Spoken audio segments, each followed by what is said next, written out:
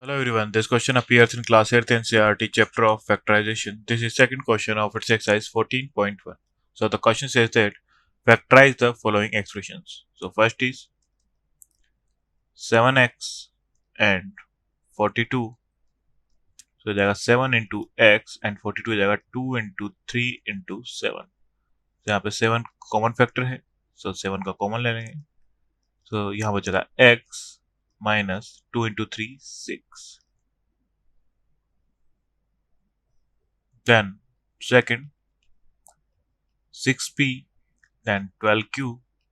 So 6 पे हो जाएगा 2 into 3 into p एंड 12 की हो जाएगा 2 into 2 into 3 into q. ये इसके फैक्टर्स हो जाएंगे. तो यहाँ कॉमन फैक्टर्स हमारे पास 2 एंड 3 6. सो 6 को कॉमन ले लेंगे.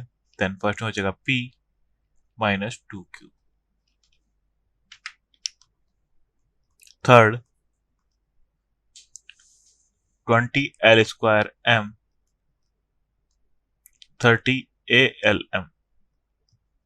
तो हो जाएगा 2 into 2 into 5 into l into l into m.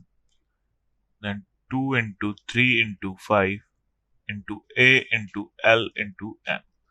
So common हो जाएगा m l 2 and 5. So common factor आ जाएगा 10 lm.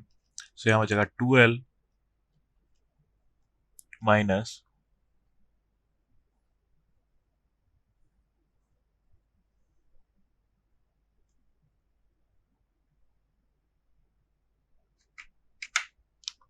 minus 3a.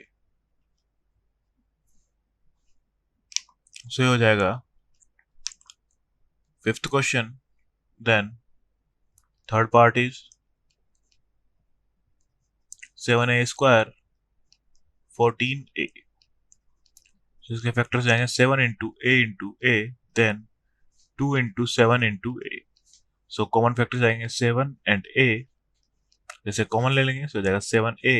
So first term में बचेगा a plus 2. Then fourth 16z and 20z cube. 16z के factor जाएंगे 2 into 2 into 2 into 2 into z and 20z cube के जाएंगे 2 into 2 into 5 into z into z into z.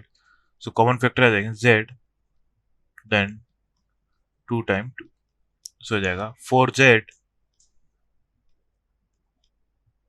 So यहाँ हो जाएगा -4 and plus 5 z square. Then sixth part is 5x square y minus and 15x y square. So इसके factors आएंगे 5 into x into x into y and 3 into 5 into x into y into y. So common factors हो जाएंगे 5 x and y. तो जाएगा 5xy common ले लेंगे. Then यहाँ बचेगा x then minus 3y.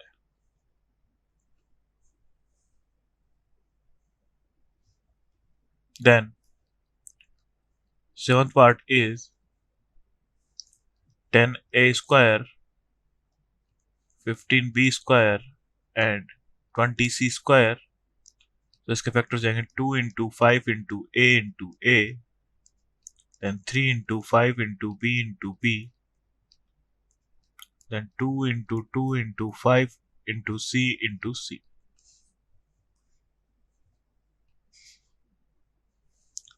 So common factor हो जाएगा 5. So 5 कॉमन ले लेंगे. So यहाँ बचेगा 2a square minus 3b square plus 4c square. Then eighth part is 4a square 4ab 4ca. So factor हो जाएंगे 2 into 2 into a then 2 into 2 into A into B, then 2 into 2 into C into A. So common factor हो जाएगा 4 and A.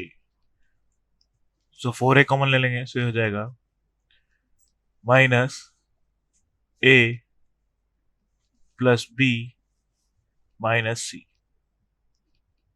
Then ninth part is x square yz x y square z, then x y z square. So इसके factor हो जाएंगे x into y into z.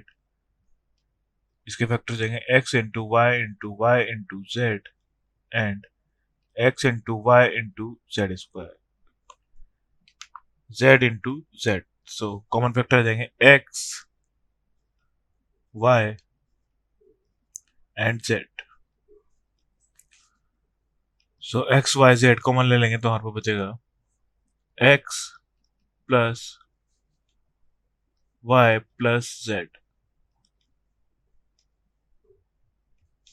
Then 10th part is ax square y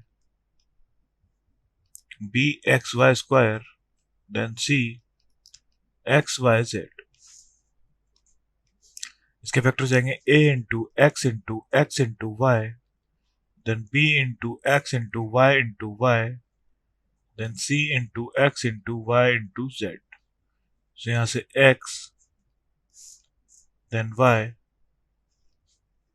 common आ जाएगा. सो x Y common लेने के बाद यहाँ बचेगा ax plus by plus cz. Thank you.